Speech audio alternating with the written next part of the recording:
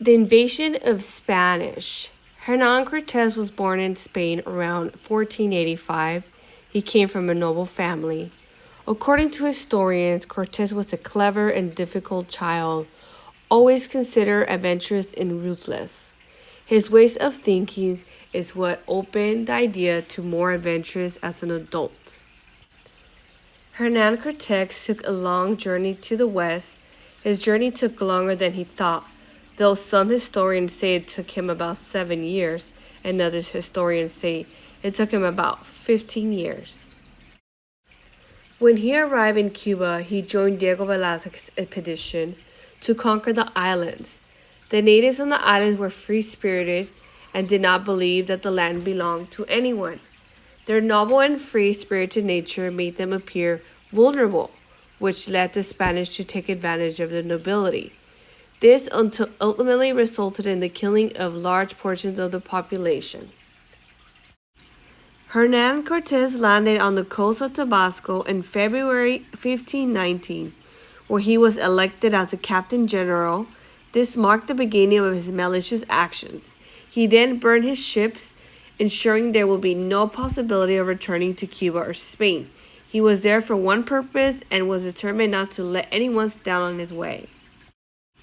He arrived in the capital, and at the temple he met Montezuma, the emperor of the Aztec Empire. Before their meeting, Montezuma had heard rumors about pale men in the forest. Due to his confusion, he thought they were gods, as there had never been a European in Mexico before. Before arriving, Montezuma sent Hernan Cortes gifts. These gifts motivated Cortes to continue his journey to find the treasures, as that was his primary interest. When arriving, he noticed that the empire was filled with precious gems, which caught Cortes' attention. As this was the primary reason for his expedition to Mexico, Moctezuma also presented Cortes with a notable gift: 20 women. Among them was a woman named Marina, who would become significant in Cortes' conquest. Marina was a slave of the Aztecs who was gifted to Montezuma. She learned the Spanish language and became the official translator for both the Aztec Empire and the Spanish. Educated and regarded by the Spanish as being domesticated, she faced criticism from many who blamed her for betraying her own people, which contributed to the fall of the Aztec Empire. Eventually, she had children with Cortes, and it remains unclear whether this was by mutual consent. It is known that their child was the first mestizo.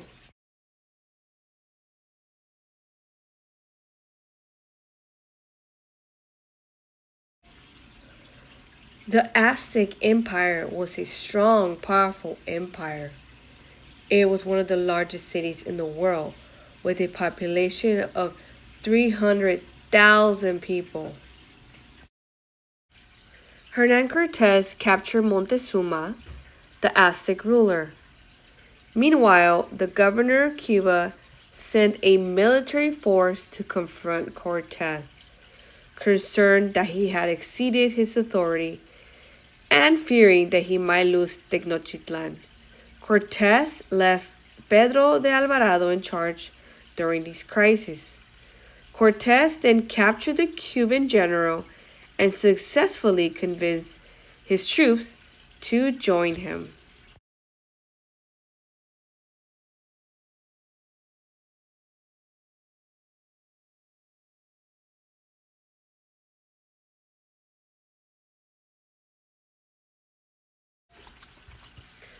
When Hernan Cortes returned, he discovered that Diego de Alvarado had massacred priests in the temple.